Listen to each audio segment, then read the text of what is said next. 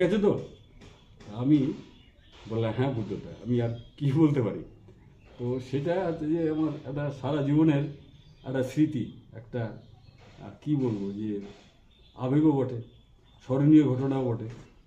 যে বলে উনি একটা হাসি দিয়ে উনি গাড়িতে উঠে চলে গেলেন। এবং সত্যি সত্যি তারপরে এসে কিন্তু আমি অশোকদার সঙ্গে কথা বলি। অশোকদাও তখন বললেন যে বুদ্ধদা আমাকে বলেছে মনোরঞ্জন, তুমি তোমার মতন করে স্কিম পাঠাও, আমরা ব্যবস্থা নেব। এবং তারপরে সত্যি সত্যি হচ্ছে যে ব্যবস্থা নেওয়া হয়েছিল। এই ঘটনাটা হচ্ছে যে আমার জীবনে আজকের খুব বেশি করে মনে পড়ছে যে আজকে বুদ্ধদা চলে গেলেন 80 বছর বয়সে। এবং তার কাছ থেকে অনেক কিছু শেখা, প্রশাসনিকভাবে আমরা শিখেছি, প্রশাসন পরিচালনা করার বিষয়ে, সততার প্রশ্নে।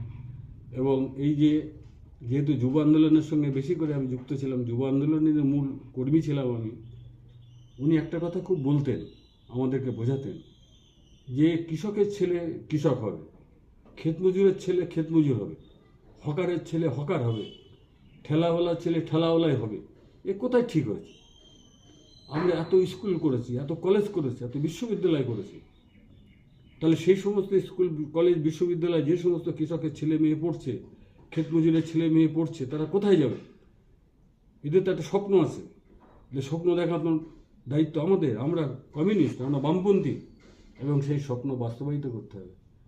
এবং তার জন্যে অনেক অনেক প্রকল্প, এটা সবাই জানে, আমি দীর্ঘায়িত করতে চাই না। সেই সিংহ নন্দীগ্রাম থেকে আরম্ভ করে রঘুনাথপুর, পুরুলিয়ায় শালবনী থেকে আরম্ভ করে অনেক শিল্পের কথা, শিল্পের প্রস্তাব তিনি নিয়েছিলেন, যাতে এই সমস্ত ঘরের ছেলেমেয়েরা সত্যি সত্যি হচ্ছে কৃষক ঘরের ছেলে মেয়েদের যে শিক্ষিত ছেলে মেয়ে তখন যারা বেরোচ্ছে, তাদের স্বপ্নটা যাতে বাস্তবায়িত হয়। উনি বলতেন যে স্বপ্ন দেখানোটা খালি আমাদের কাজ না, স্বপ্নটাকে বাস্তবায়িত করা আমাদের কাজ। যুব আন্দোলনের কর্মী হিসাবে, একজন প্রাক্তন কর্মী হিসাবে আমি এটা কোনোদিন ভুলবো না। এবং আমি এখনও সুযোগ পেলে এই কথাটা বলি যে বামপন্থীরা হচ্ছে যে মানুষের স্বপ্ন দেখায়, এবং সেই স্বপ্নটা শুধু স্বপ্ন না, সেই স্বপ্নটা হচ্ছে যে বাস্তবে রূপায়িত করার জন্য হচ্ছে যে তারা পরিকল্পনা গ্রহণ করেন।